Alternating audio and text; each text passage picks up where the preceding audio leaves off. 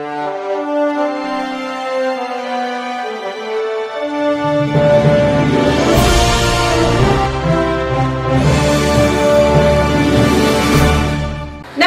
मी Shweta Pawar. City TV लाईव्हच्या बातमीपत्रात आपलं स्वागत आहे.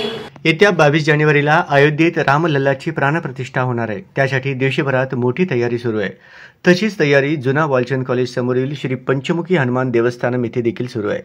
गेल्या 15 दिवसापासून प्रभू रामचंद्रांचे जन्मस्थान असलेल्या अयोध्या इथून आलेल्या मंगल अक्षता कलश भाविकांना दर्शनासाठी उपलब्ध करून देण्यात आला. मंगल अक्षता कलशाची भव्य शोभायात्रा देवस्थान परिसरात काढण्यात आला. घरोघरी जाऊन आपल्या घरातील शुभ प्रसंगी पाहुण्यांना आपण जसे निमंत्रण देतो तसे सुवासिनी व रामभक्त हळदी कुंकू लावून मंगला अक्षता, प्रभू श्रीराम मूर्ती प्राणप्रतिष्ठापना निमंत्रण पत्रिका, मंदिर प्रतिकृती असलेला प्रतिमा देऊन त्या दिवशी दीपोत्सव आनंदोत्सव साजरा करण्यासाठी आवाहन करत होते.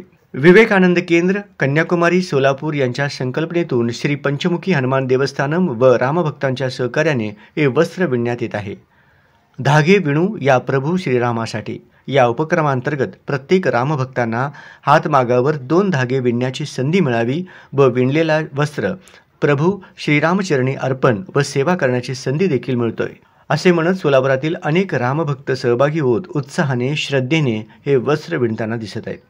हे वस्त्र विणण्यासाठी सोलापूरकर सकाळी 8 वाजल्यापासून जुना वालचंद कॉलेज समोरील श्री पंचमुखी हनुमान देवस्थानम येथे गर्दी करताना दिसत आहेत.